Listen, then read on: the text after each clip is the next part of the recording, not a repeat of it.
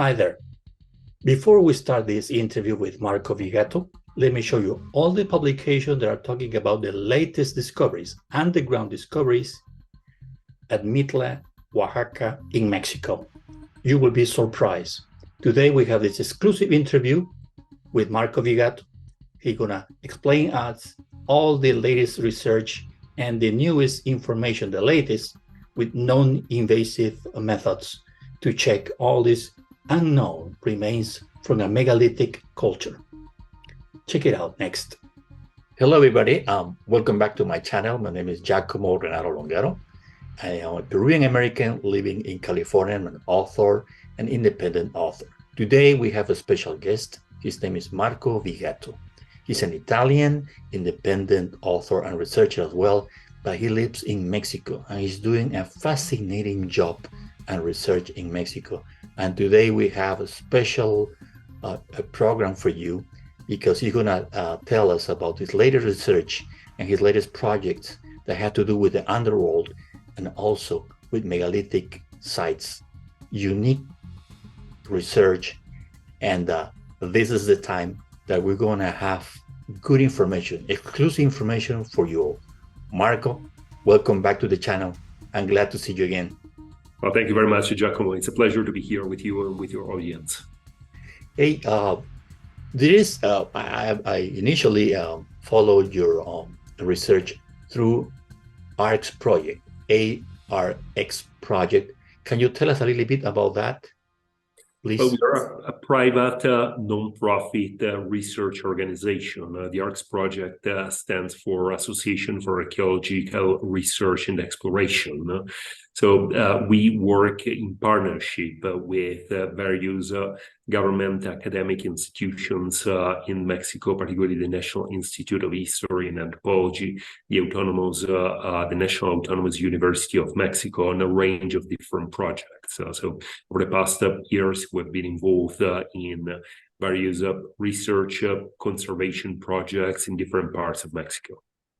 But initially, you start your work and exploration with the ARX Project and San Miguel Iztapan, is that right? Yes. So we currently have two main projects. One in San Miguel Ixtapan, where we have uncovered a number of megalithic stone slabs of unknown procedence. And so we are working to understand more about their origin, how these slabs were carved, which are very mysterious. They show characteristics that resemble South American stonework techniques. And we are actually working there in partnership with the National Institute of History and Anthropology, the Secretary of Culture and the State of Mexico, to document and preserve the heritage of San Miguel Ixtapan. In parallel, we have also launched about 2 years ago a geophysical investigation of the archaeological site of Mitla in the south of Mexico, in the state of Oaxaca, where we have recently uncovered evidence of an extensive network of underground chambers and tunnels underneath the archaeological site. So can you repeat that last sentence? You have discovered a network of tunnels, and that blew my mind. So how can you just find out like that? Had you just arrived on Mitla, which is in Oaxaca, and then that you just, how this happened? Well, that's yes, that's correct. We have actually evidence of the existence of extensive subterranean chambers and tunnels underneath the site, particularly underneath the so-called church group, which is one of the main groups of structures that form the ancient site. All this research came about many years ago when our team came across an old colonial account by a Dominican father, Francisco de Burgoa, who wrote in 1674 talking about a subterranean labyrinth existing underneath the ruins of Mitla. So we became intrigued by this story that speaks about extensive passages. Burgoa actually talks about 4 subterranean chambers and a subterranean labyrinth, possibly connecting with a vast underground cavern, which was considered by the Zapotecs to be an entrance to the underworld of LYOBAA. And that's where we started this research, this investigation using non-invasive methods. Okay, so let me interrupt you right there. So the document is real. The document is absolutely real. It's part of a work called Geographica Descripción, published in 1674 in Oaxaca. So Father Francisco Burgoa was able to enter to that underground system and describe everything. So he was able to explore the area. I'm sure he didn't do it alone. He went with a group of priests, I'm sure, but he described everything. It's just like that, written on that historical record. Well, Burgoa wrote in 1674, and his account is a second-hand account. Burgoa actually never entered the passages because at that point in time they were already closed. However, as the historian of the Dominican order in Oaxaca, Burgoa was himself a historian and a member of the Inquisition in Oaxaca. He had access to original documents from a trial that was celebrated in Oaxaca in the mid-1500s. Those documents are now lost, but Burgoa preserves the full account, the full transcript of the proceedings that talk about and describe how Spanish priests discovered the entrance to these subterranean passages and blocked up and walled up all the entrances. As far as I know, because I haven't been in MITLA yet, hope to visit sometime soon. And there is a church close to the archaeological site. There are tunnels where you're able to scan with your non-invasive methods, tunnels underneath the church, because that reminds me a lot of Coricancha, Cusco in Peru, the same kind of history. There was a temple, and the Catholic, and the Europeans, the Spaniards, built a church on top of it and sealed the entrance. The similar thing happens here in MITLA. Yeah, it's exactly the same. It's interesting you mentioned the Coricancha temple in Cusco, because I think also at MITLA we have clearly the reuse of an ancient cult place, of an ancient temple by the Spanish who built their church on top of what was probably the main temple of MITLA. MITLA was a very important ceremonial center in the pre-Hispanic period. It was sacred to the cult of the dead. It was considered to be an entrance to the underworld, or a place of souls. And the Spanish, when they came there, they found these great temples and sanctuaries. And so it's quite obvious to imagine that the main church of MITLA, which dates back to the first half of the 16th century, was most likely built on top of what was considered to be the most important temple of the site. Who's in charge of the invasive methods? Who is your technical support group on this, involved in this project? Project LYOBAA, right? That's the native Mexican name, I'm sure, right? Well, LYOBAA actually comes from the ancient Zapotec language. It was the ancient name of MITLA. MITLA is a Nahua name. It was given to the site by the Aztecs hundreds of years after the site was first settled by the Zapotecs. However, the Zapotecs called it LYOBAA, which literally means underworld or place of tombs. Now, as you mentioned, the project LYOBAA and the use of geophysical methods, because so much of the site right now is covered by the Catholic Church and by modern buildings, we had to use non-invasive methods in order to image and scan the underground, so what exists below the ground of MITLA, without doing potentially damaging or potentially destructive excavations. So Project LYOBAA is actually the first project of its kind in Mexico that employs 3 different geophysical methods, including ground-penetrating radar, electrical resistivity tomography, and seismic tomography. In order to do that, we worked in partnership with a team of experts from the National Autonomous University of Mexico, who had already worked at important archaeological sites in Mexico. It was the same team responsible, for instance, for the discovery a few years ago of a vast cavern or cenote underneath the Castillo Pyramid in Chichen Itza, and also of a possible subterranean chamber underneath the Pyramid of the Moon at Teotihuacan. Very impressive. So they have plenty of experience with this kind of work, because it had to be a detailed. I know it's a meticulous method to use a GPR and other non-invasive systems for research. So how long, this is like the first step, the first chapter of the project, let's say, how long it took really to have all these images scanned? Well, as you say, this is just the first step. So in this first phase, we focused on the 2 main groups of structures, the church group and another palace called the Palace of the Columns, which is located about 150 meters to the south of the church group. Now, the actual field work involved, of course, laying out a grid of sensors, electrodes, geophones on the ground to create a complete 3D image of what lies below the ground.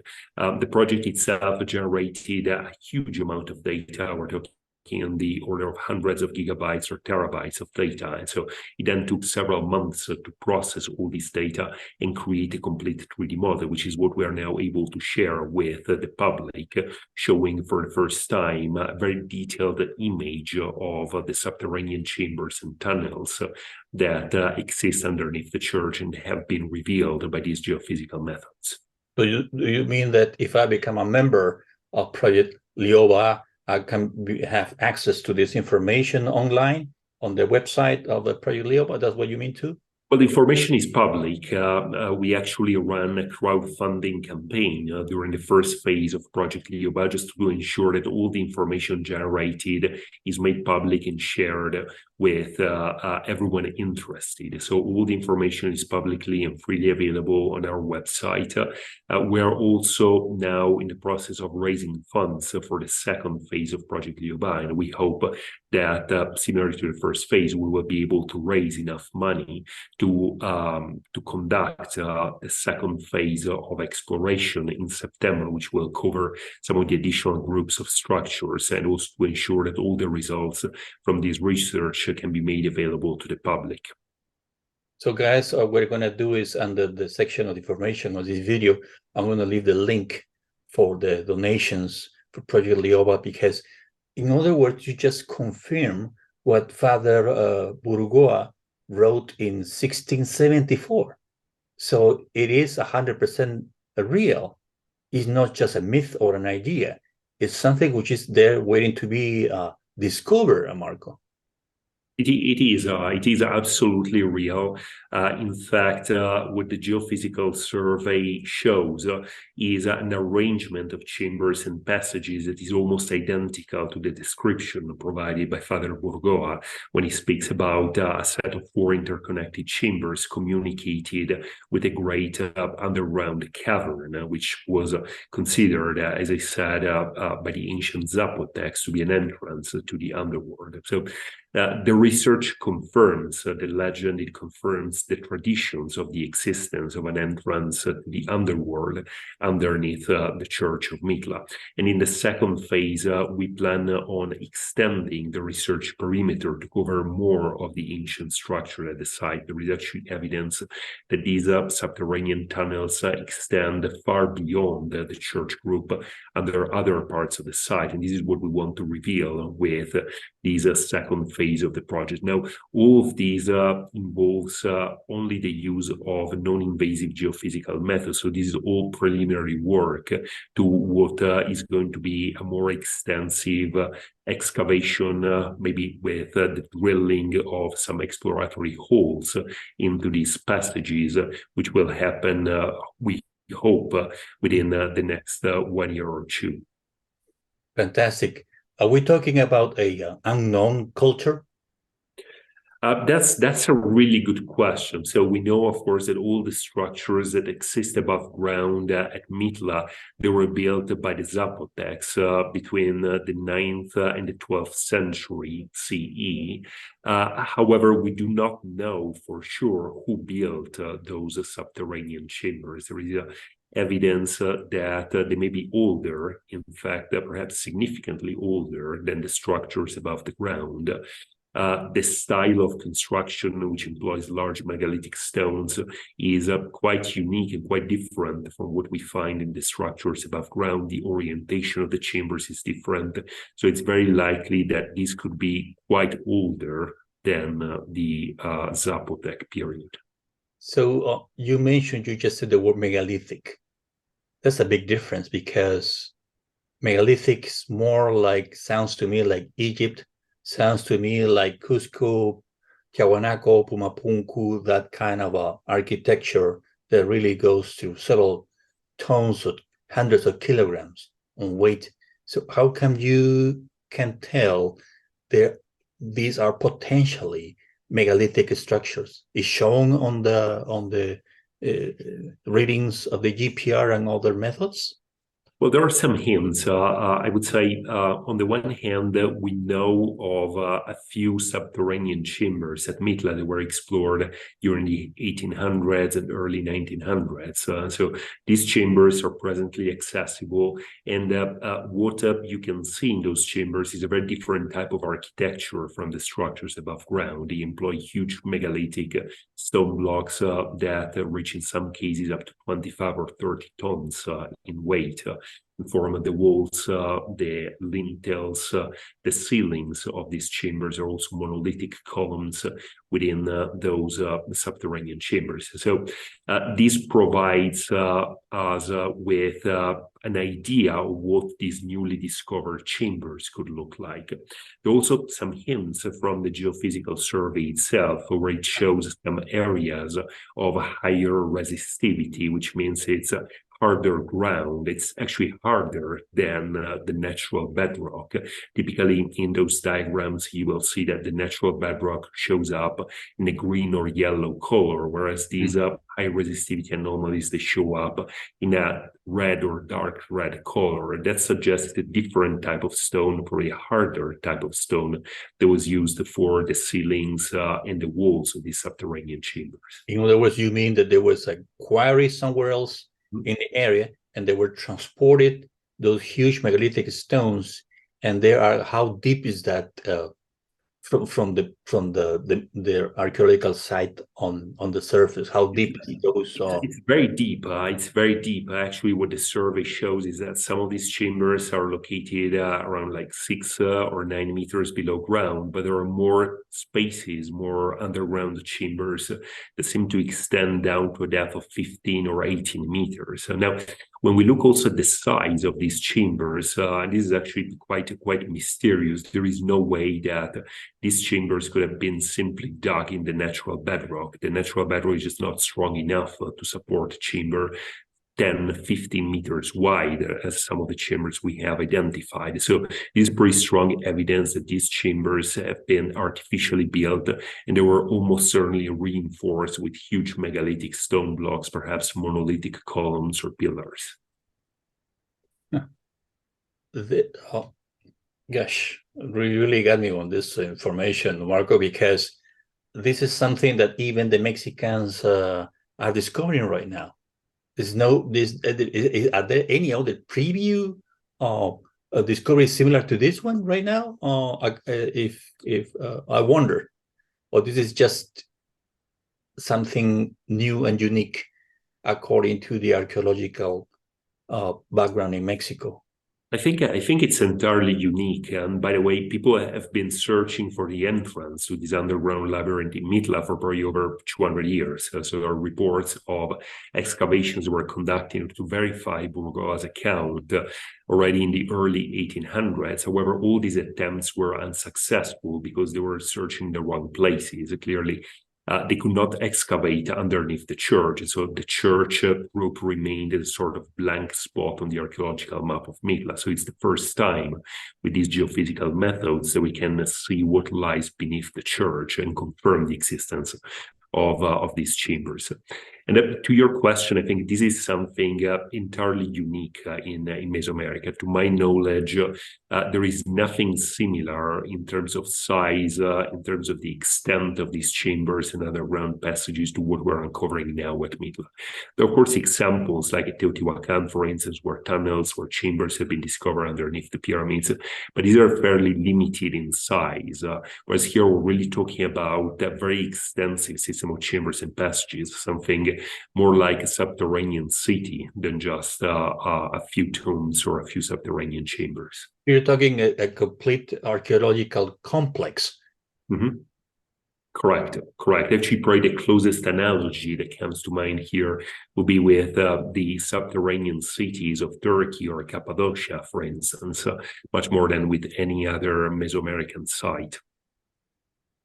Because as far as I know, there's no literature, there is no peer review or documentation related to this. The only document that I can tell is that I think it was wrote in the early 60s or late 50s, written by two American archaeologists. I think one of them is our anthropologist that talk about this megalithic sites, but found, in San Miguel Iztapan, which you already been doing the research, which is unique because the resemblance with the Andean architecture, where we talk about that of Pumapunku, which is unique in pre-Columbian cultures from Alaska to Patagonia, with flat surfaces and the inner angles, 90-degree inner angles, which doesn't repeat anywhere else but in Pumapunku and Tiahuanaco. But there are these similarities in Mexico as well, and these underground chambers that you are mentioned right now, with a different kind of stones that gotta be quarried, transported from a different place, and then built there because it doesn't belong to the natural geological strata. Am I right? Yeah, you're absolutely right. If you were really talking about an unknown megalithic culture that may be far earlier than the known historical civilizations of Mesoamerica that created these megalithic structures and these monuments, as we find at MITLA or San Miguel Ixtapan. Now, as you mentioned, it's not only the use of megalithic stones that we also find in other parts of the world, like in Peru, for instance, or in Bolivia, but it's also the precision of the cut of the stones that we find in places like San Miguel Ixtapan, but also at MITLA. I think there are many connections between the type of megalithic architecture that we're uncovering at San Miguel Ixtapan and what we're now finding at MITLA with these subterranean chambers. It's a very similar type of megalithic architecture. The stonework is very similar, as if a megalithic civilization, a yet unknown megalithic civilization, was responsible for all these structures that we're now beginning to uncover in different parts of Mexico. Well, dear friends that you're watching this video right now, I think that we have to support this project, Project LYOBAA. I repeat again, we're going to leave the link for the donations because this second step or second chapter of the investigation, we will offer more intriguing results that we all need to know, because it's part of our it's part of our culture, it's part of our history. Thousands of years ago, it was in Mexico, was a different culture, was a different group of human beings living there. And if there is, according to what Mark was telling us, according to the technical reports, that there is a archaeological complex with aisles, streets, and chambers of megalithic structures with stones that doesn't belong to the natural geological strata, we are into something new. That is fantastic, Marco. And also, I think that, if I'm not wrong, Oaxaca, MITLA is one of the centers of the agricultural, pinpoints in the world. Is that right? Yeah, there are many interesting coincidences. I think maybe it's more than a coincidence, really, about the fact that these megalithic sites are always found associated with some of the earliest beginnings of agriculture. In the case of MITLA, MITLA is actually one of the earliest inhabited sites in all of Mesoamerica. The origins of the site probably date back to over 7,000 and maybe as much as 9,000 years ago. Some of the earliest evidence of crop domestication in the Americas have been uncovered at MITLA in the cave of Gila-Nakisha, which is only about 3 kilometers to the northwest of MITLA.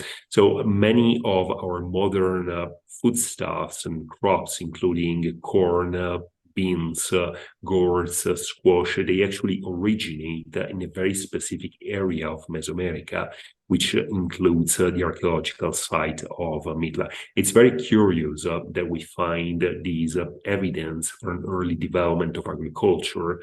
And again, we're talking about a time probably 8,000, 9,000 years ago, associated once again with megalithic structures, with megalithic remains in the same way as we also find megalithic structures in other parts of the world, like Göbekli Tepe, also associated with an early beginning of agriculture, and the same set of traditions as well that speak about these gods or civilization bringers that came and introduced agriculture as well as megalithic architecture. That's probably the reason why we find the two so closely associated with each other, megalithic architecture and the origins of agriculture.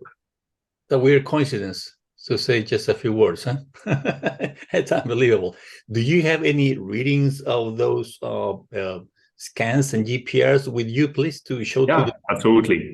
Yeah, we'll be happy to show some of the results actually from the scan here. Now, what I want to show first of all is the church group, which is the main area or the first area that we explored with the geophysical methods. What you can see here in the image is an aerial photograph of the church. And one very interesting detail, as you see here with the archaeologists, that the archaeologists are pointing at, is these huge monolithic lintels. These look like blocked up entrances, which are right underneath the church, in the very place where tradition suggests that the entrance of the underworld was located. So again, as you said, a picture very similar, for instance, to the Coricancha at Cusco. Yeah, very similar, Marco. You've been there in Cusco. You travel around the world, so this is very similar. I put the same megalithic stones in Cusco, in Ollantaytambo, for example. No difference.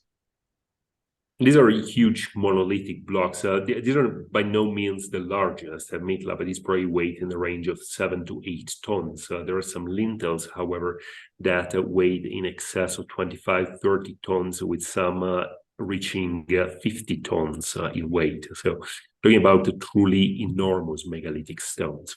Now, what you see here is an image from the seismic scan that we did on the church. You can see here the layout of the church with these cupolas, and the areas marked in blue here, they represent the voids under the ground. So these are areas of low seismic velocity, where seismic waves do not travel as fast because they encounter a void. And we have marked these 4 main voids that we have identified with the letter A, B, C, and D, which seem to reflect and mirror the description of Father Bourgoin in 1674 when he talks about the 4 subterranean chambers, all interconnected underneath the church. So, okay, keep going. Sorry.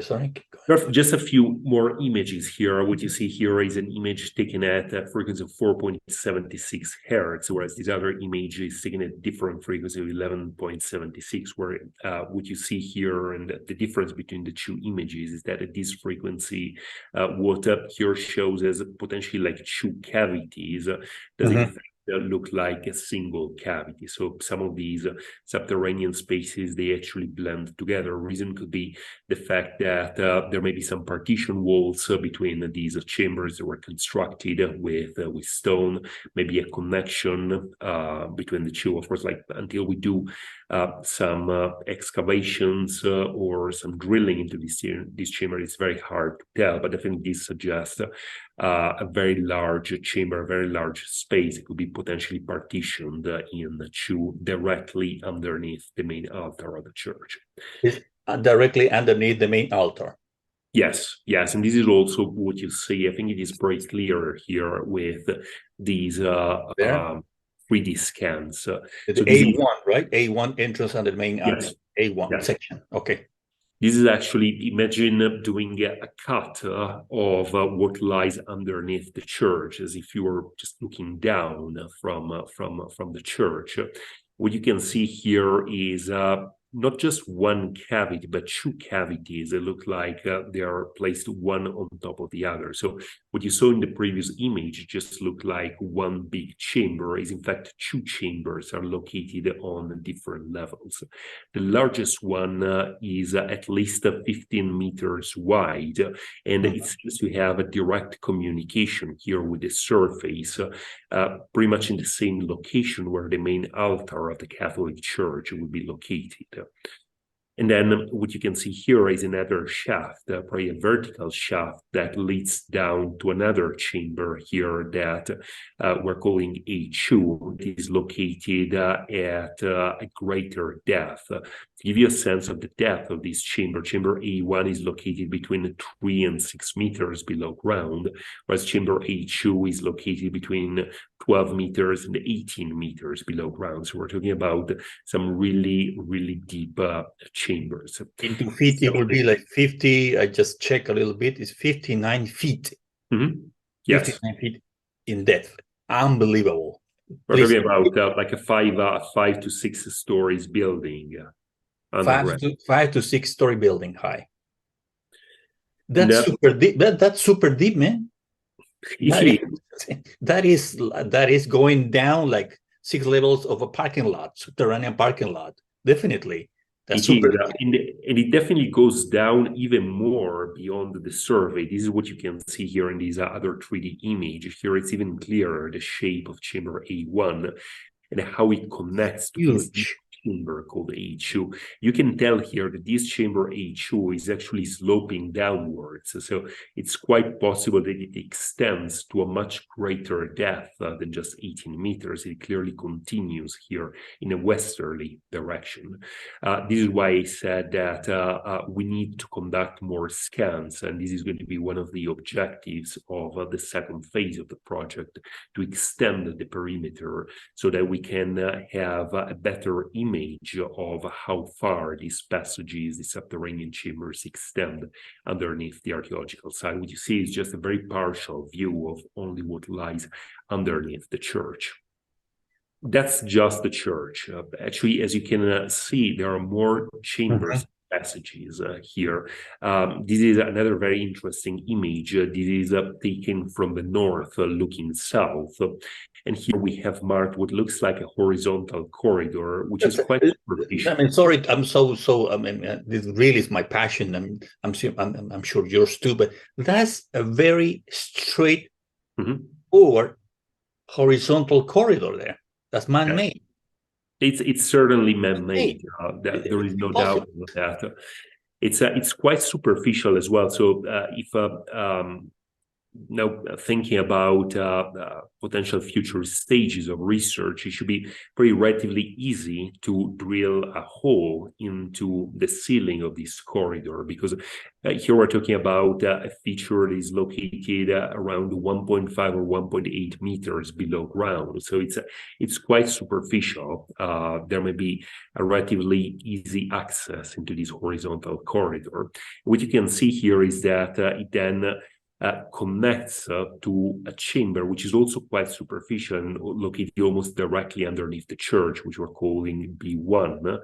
and then it continues downward. There is what looks like here a descending passage that then leads to another horizontal corridor and the third chamber that we're marking here with the letter B3. They were putting these scales, so each one of these spaces, B1, B2, and B3, we could imagine those as approximately square spaces or square chambers of 5 meters or about 15 feet on each side.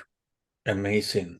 This is really amazing. Just if anybody with this the knowledge of reading these technical reports, and even just common sense, the horizontal corridor here is just man-made, and all the chambers, antechamber and the main chambers, that goes deep like an L shape, right?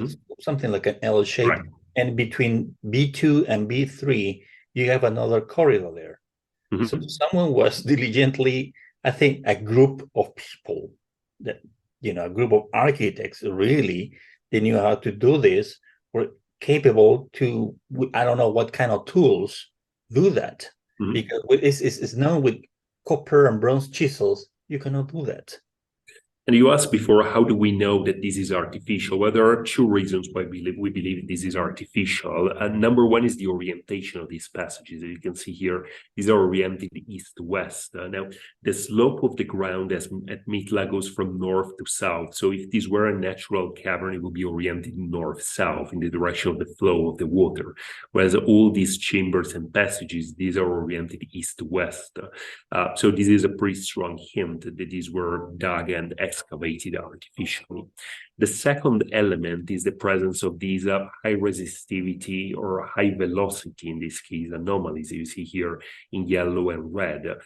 These mark almost certainly the floors and ceilings of these underground chambers. So what this suggests is that huge megalithic stone blocks were used to build and construct the ceilings and floors and walls of these underground chambers.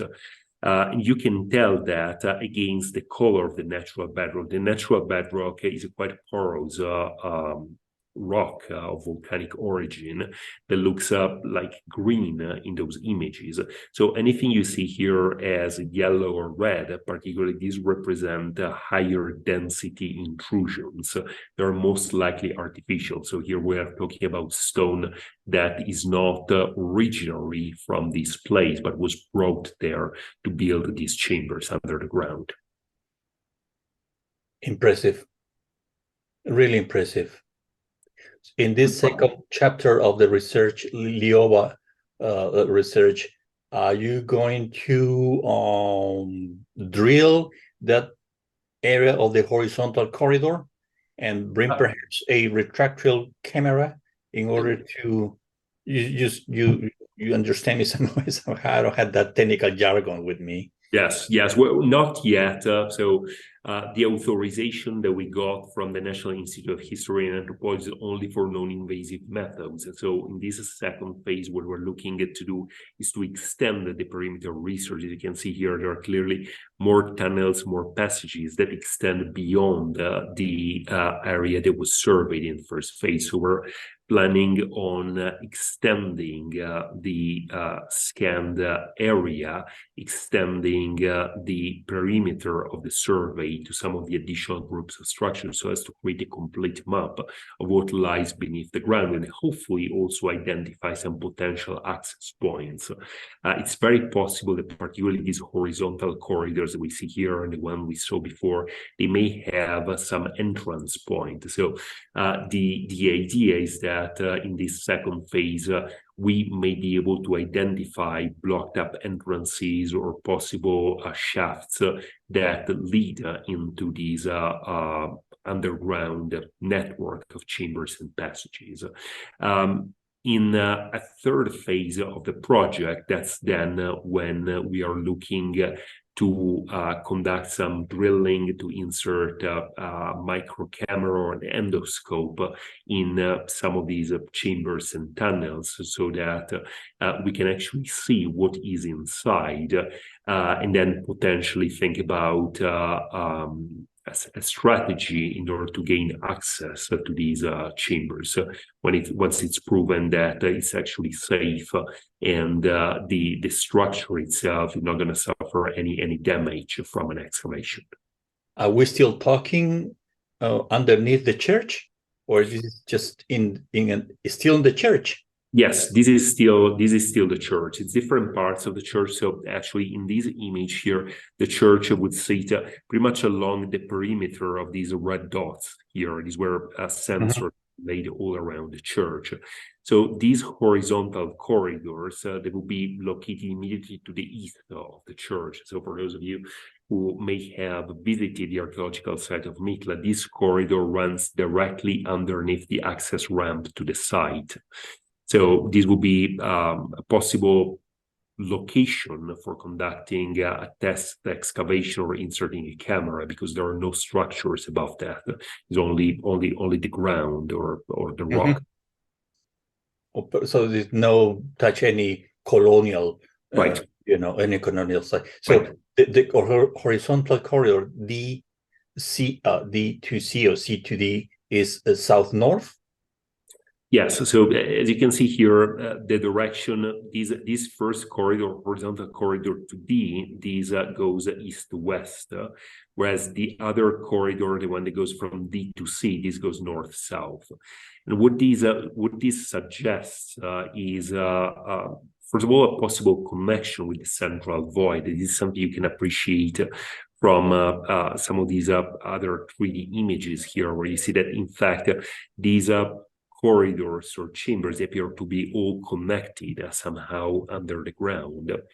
And the other interesting aspect is the fact that these corridors, exactly as in Bourgault's description, they appear to intersect the streets of a city. This was the way Bourgault talks about these corridors. And you can see here evidence of a grid-like pattern. There are corridors that run north-south, other corridors that run east-west, and they all intersect below the ground at different depths.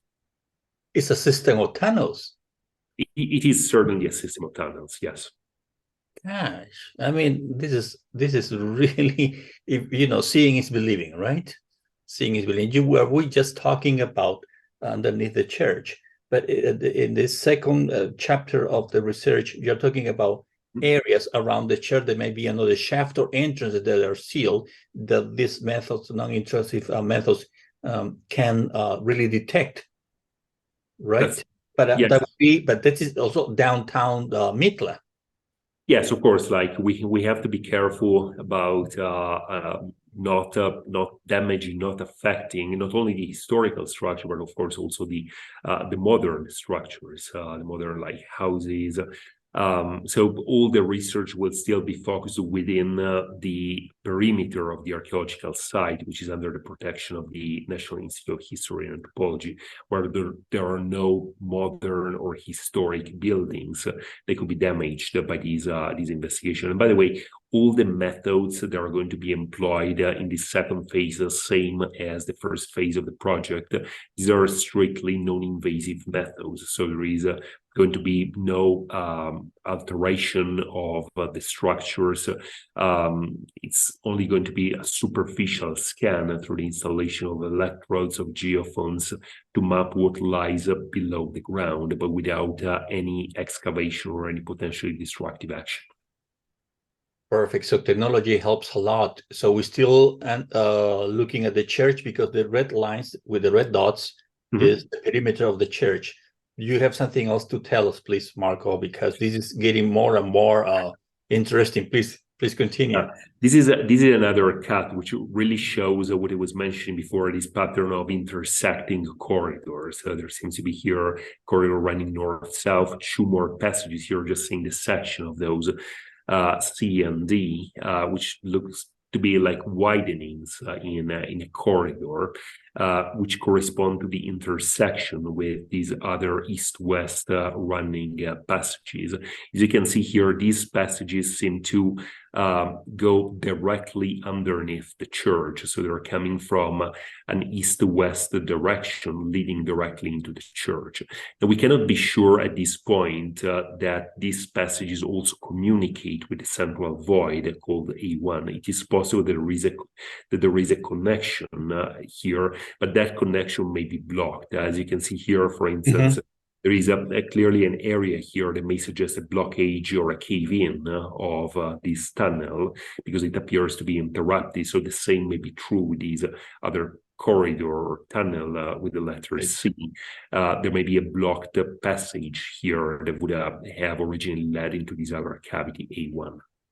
So we're talking about hundreds of years and also earthquake and seismic activity. This is a very seismic area, for sure. And so we must expect that these tunnels, these chambers may be partially caved in.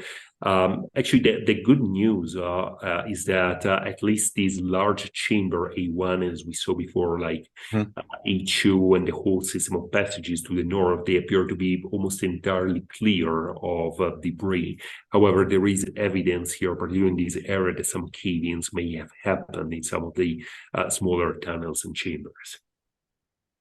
Impressive, really, really, really impressive. So, what are the comments of the Mexican archaeologists about this? What are their, their point of view after all this research, this first step of the research, Marco?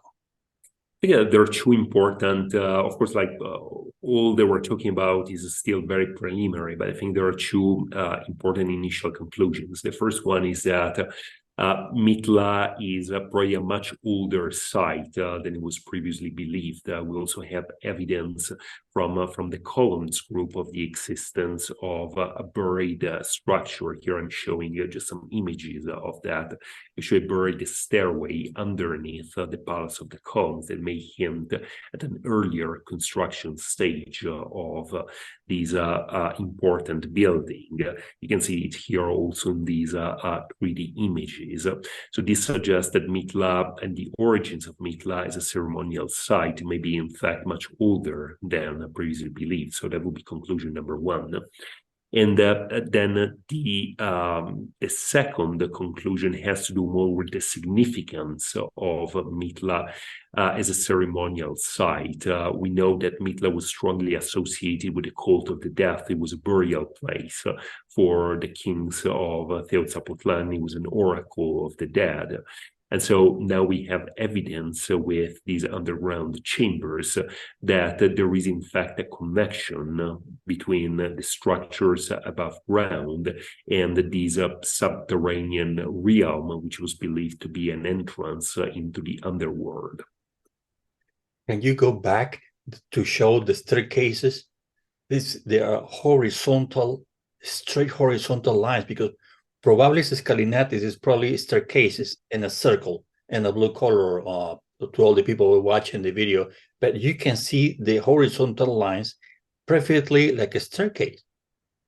Mm-hmm. This is in fact, what we're seeing here is a buried stairway. So this is located at the depth. You can see here in meters. It's between 2 and 3 meters below ground, or like between 6 and 9 feet below the ground. And so what this suggests is that before the present stairway was constructed, because this present entrance into the Palace of the Columns was built in the 10th or 11th century AD, there already existed an earlier structure on this site that also possessed a monumental stairway, which was then later incorporated in the later expansion of the Palace of the Columns. It used to be huge because of the extension. We can see very, very broad, very wide stairway. For sure. And there is also evidence, as you can see here, from these foundations here that show very strongly in the ground penetrating radar survey. There are probably megalithic foundations here. This could be potentially the bases of some megalithic pillars, some entrance ways, which represented the original entrance into the building. Don't forget to go to the link I'm going to leave under the title of this video. And, if you love this, the way we want to know about the truth of our past, click on the donation link and support LYOBAA project. Marco, continue, please.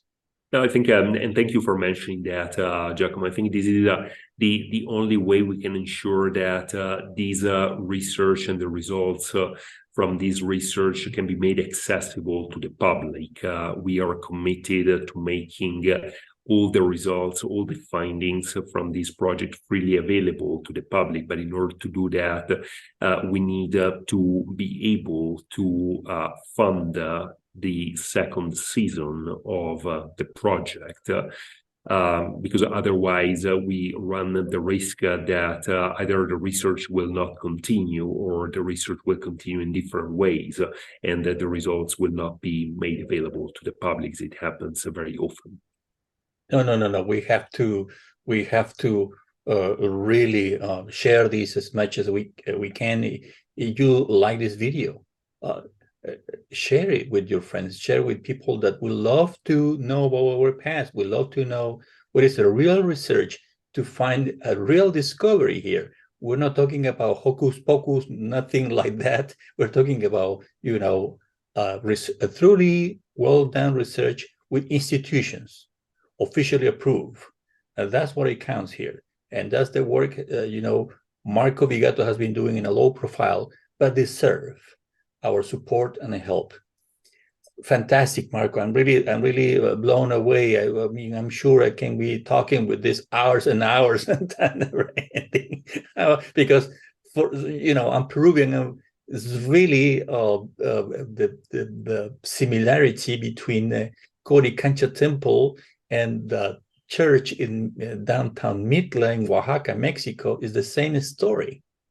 They built over the church, they sealed the tunnels, but there are accounts, there are legends, there are myths. In this case, there is a document from 1674 and has been confirmed, because we just see that, we have just seen that, that there are horizontal corridors, man-made horizontal corridor chambers, well distributed, and it's 59 or 55 feet in depth.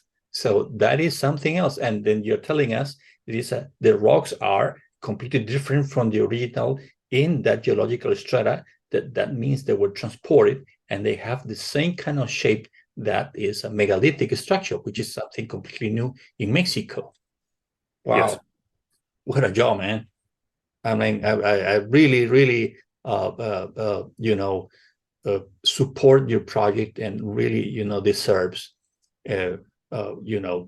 support, and of course economical support to continue, because it's going to be for the public and by the public and to the public. So we really are something, gosh, I have no words. This is spectacular, and I'm gonna hope that everybody can support with any kind of amount the project LYOBAA. So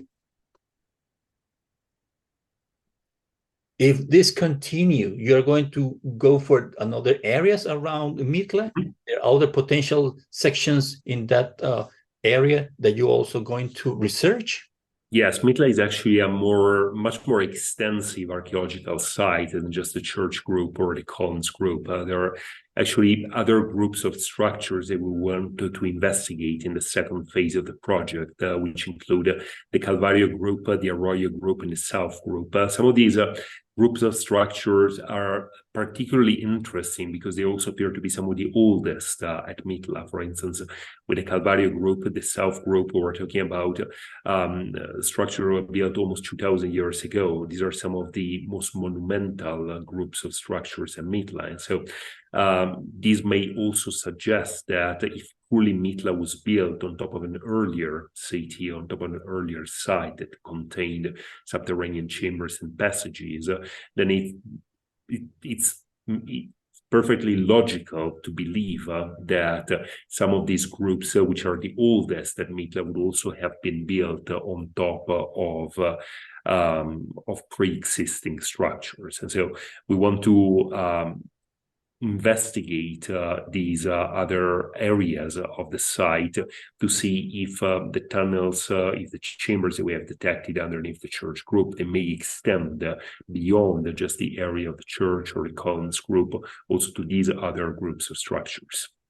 Well said, Marco. Really, really, your project should be, followed by others. It's an example for other researchers to gather all the information, to be formally organized with the proper institutions working together, the private entrepreneur, researcher, author like you, and the local experts that know, all the academic records to continue and to be officially certified. Some final words for all the people that are watching. Where your contacts, please? I mean, you have a Facebook page, Instagram, Twitter. Please, this is the time that you can tell us the link or your website of our ARX project. Tell us what you think. Yes, I do invite you to follow us on our ARX project website, arxproject.org, where you can find updates on our latest research, not only at MITLA, but also at other sites like San Miguel and around Mexico. We also have a Patreon page where we constantly share new images, documentations, 3D models of sites. We have lots of special content that is available through our digital content library through our Patreon page. And also our Facebook page, ARX Project MX, where we also share news and updates from not only Project LYOBAA, but many of our other projects and research in Mexico as well. So I really hope that people that are interested in this type of research to continue would contribute even a small donation so that this project can continue. As you said very well, Giacomo, this is something that we're doing publicly for the public.